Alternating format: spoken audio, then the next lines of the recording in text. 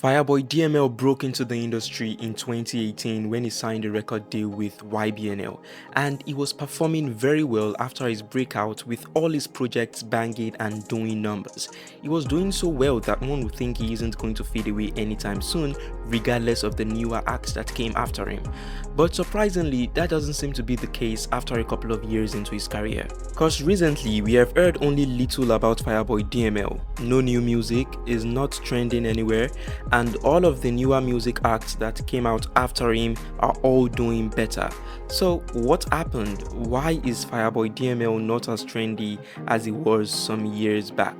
Well, let us dive into it. Going back to 2019 when he released Laughter, Tears and Goosebumps, Fireboy DML was one of the best Afrobeat acts at the time, with his album performing wonderfully in the industry. Almost all the songs off the album were a banger, and all Nigerians that know quality music became fans of his works. He was the talk of the town and his music were everywhere. I'm sure till date people are still rotating his old catalogue because of how good it is. So when did things change with Fireboy DML? When did people stop messing with his craft like they used to? Personally, I would say it was when Asake signed a record deal with YBNL and after Fireboy released his third studio album called Playboy, because that was the last project he did that received wide public recognition.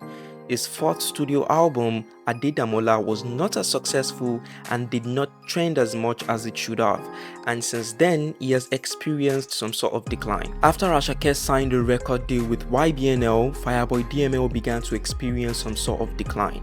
I'm only using this as a timeline. I believe the label began to focus their resources on pushing Asake's music and sound, and Fireboy DML was kind of left out in the whole process, and this was in 2022 when Asake broke out into the industry. And you will notice that since 2022 till date, Asake has grown to now be a bigger artist than Fireboy DML, and that is just the fact. The number of streams, collaborations and recognition Asake has got, Fireboy DML doesn't have, and I think some of the fault is Fireboy's and not just the labels, and I will tell you all why. I personally think Fireboy's sound hasn't evolved, just like many big artists' sounds have been evolving over the years, and I think this is part of why he's experiencing some sort of decline. Now, I'm not saying Fireboy DML is still not a big artist. No, he is.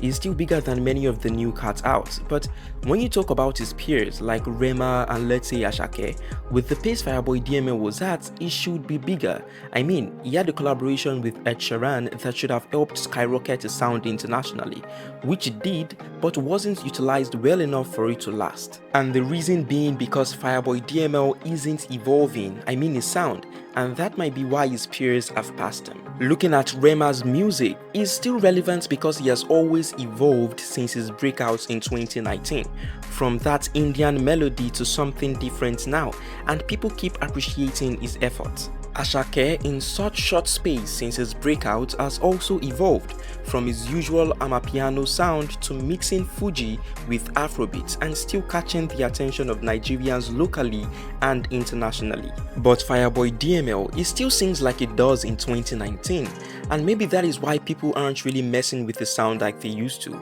And I also think it is because YBNL stopped pushing his sound after they got Asake signed. But either ways, Fireboy still has a lot of potential and will still pick things up eventually. But what do you guys think? Drop your thoughts in the comment section. Let's get talking. Don't forget to give this video a thumbs up and hit that subscribe button. Thank you guys for watching, and I will see you in the next video. Bye guys.